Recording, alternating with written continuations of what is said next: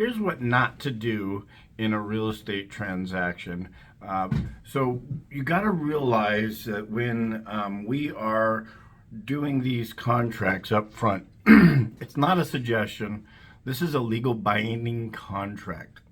So what you don't want to do is breach that contract. Let me give you an example. If you're a seller and you agree to do some repairs, whether it's in the original offer or in the inspection, you need to have those repairs done. This is not a time to agree to it. Yeah, I'll do that, and then get cold feet a week later, because now you could potentially stand more consequences.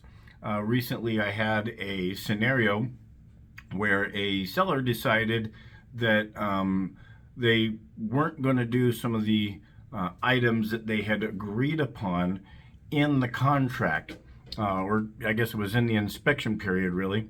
And the problem here is that the buyers in the contract, the buyers have rights to get the invoices from the contractors, come back, check on the work, maybe have the inspector. I know as a buyer's agent, I'll have the inspector go back because I don't want to be the judge of whether that outlet's working or whether the HVAC was properly fixed or whatever else it may be.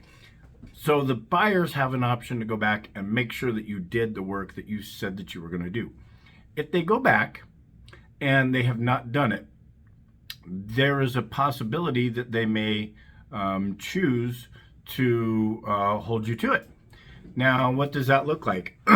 This is where I typically tell my clients, if they choose to do something like this, you need to talk to a lawyer, because I'm here to help guide you along the way to agree, to disagree with negotiations, to negotiate back and forth on price, terms, all the things. However, if you're choosing to breach a legal binding contract, there are lots of things that could possibly happen to you.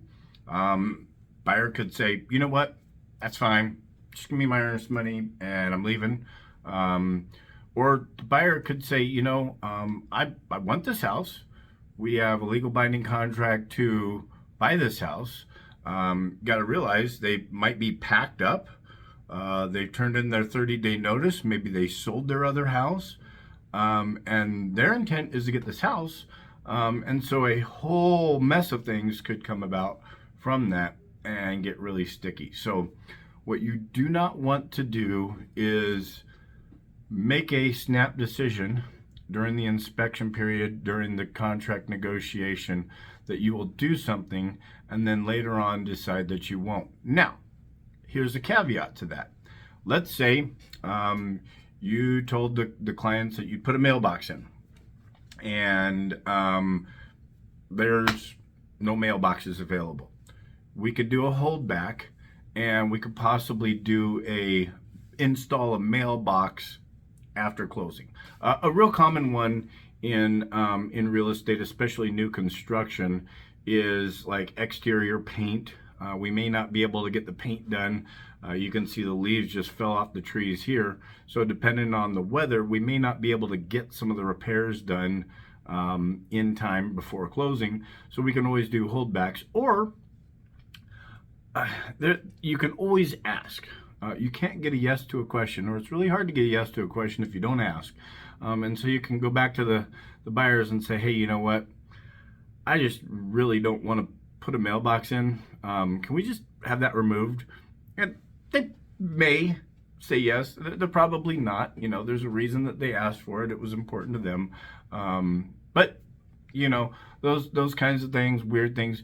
But however, you do want to make sure that you stick to the contract that you signed. Once you put ink to paper and you have signed and you've said that you're going to do something, that is a legal binding contract, and it is imperative that you follow through with that. Hey, if you stuck around through this video, hit subscribe. I love bringing educational content here. If you like this video, give me a thumbs up. Helps the algorithms to push more of my videos out there.